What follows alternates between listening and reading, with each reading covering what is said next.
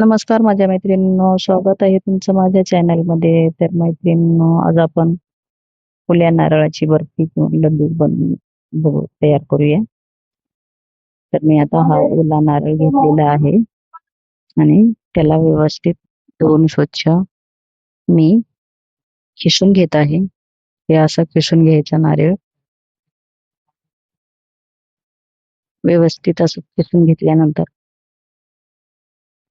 आपण याचे मस्तपैकी छान वडे पण टाकता येतात आणि लाडू पण करता येतात. खूप छान प्रकारे खायला व्यवस्थित आणि छान लागतात. एकदम भारी चव लागते ओल्या नारळाच्या बर्फीची किंवा लड्डूची. आपण बर्फी किंवा लड्डू दोन्ही पण तयार करू शकता याचे. तर आता बघा, मी हा नारळ किसून घेतलेला आहे आणि त्याला थोडस तूप टाकून परतून घेत आहे. हे असं थोडस तूप टाकून मी याला भाजून घेत आहे व्यवस्थित. याला व्यवस्थित भाजून घेतल्यामुळे याच्यातला थोडासा कच्चापणा जो आहे तो निघून जाईल. आणि त्याला भाजून घेतल्यानंतर आता मी काढून घेतलेला आहे बाजूला आणि थोडस दूध टाकून त्याच्यामध्ये साखर घातलेली आहे. हे साखर जी आहे ते आपण दुधामध्ये विरघळून घेऊया. साखर पूर्ण विरघळल्यानंतरच आपण याच्यामध्ये खोबर किस भाजलेलं टाकूया. हे असं व्यवस्थित हलवून त्याला विरघळून घ्यायचं.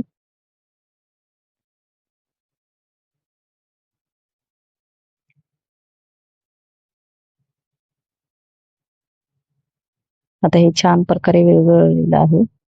हे बघा, आता हे पूर्ण विरघळून गेलेली आहे साखर याच्यामधली. आता आपण कमी गॅस करून थोडस मध्ये मी तूप घालत आहे आणि व्यवस्थित असं हलवून घ्यायचं. हलवून घेतल्यानंतर याच्यामध्ये थोडस मी विलायची पावडर टाकत आहे. विलायची पावडर टाकल्याने खूप छान सुगंध येतो. आणि विलायची टाकल्यानंतर मी याच्यामध्ये जे आपण खोबर भाजून घेतलेलं होतं ते खोबर पीस याच्यामध्ये घातलेलं आहे. आता त्याला छान प्रकारे 4 ते 5 मिनिटं व्यवस्थित परतून घ्यायचं आणि चांगल्या प्रकारे भाजून घ्यायचं. असं व्यवस्थित भाजून घेतल्यानंतर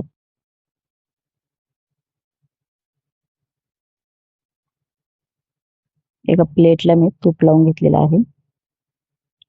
आपण त्या प्लेटमध्ये हे भाजलेलं सर्व मिश्रण टाकून घेऊया. हे बघा, आता भाजून झालेलं आहे. हा ती छान प्रकारे भाजलेला आहे. खूप छान लागते चव ओल्या नारळाची बर्फी किंवा लड्डू. खायला खूप छान लागते. याच्यामध्ये मी थोडस काजू आणि बदाम टाकलेलं आहे.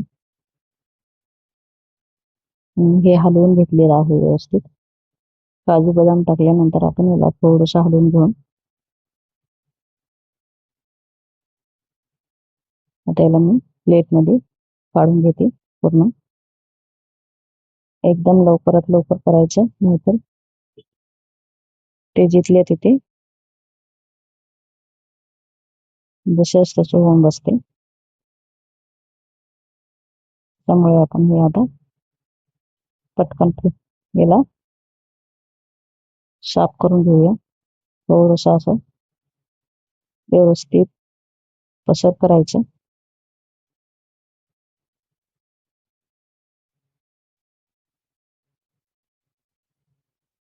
आणि थोडस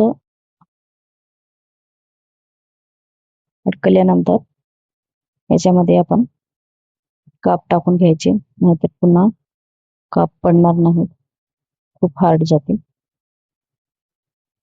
त्याला थोडस चाकून वगैरे याला कापून घेऊया. हे झालेलं आहे पूर्ण. बघा, हे पसरून घेतलेलं आहे मी आता छान प्रकारे.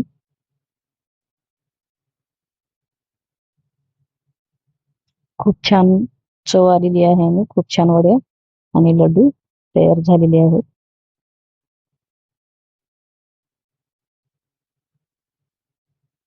मैत्रिणींनो, तुम्हाला माझी रेसिपी कशी वाटली ती मला कमेंटमध्ये सांगा आणि माझ्या चॅनलला लाईक आणि सबस्क्राईब करा. धन्यवाद. थँक्यू. हे बघा लड्डू आणि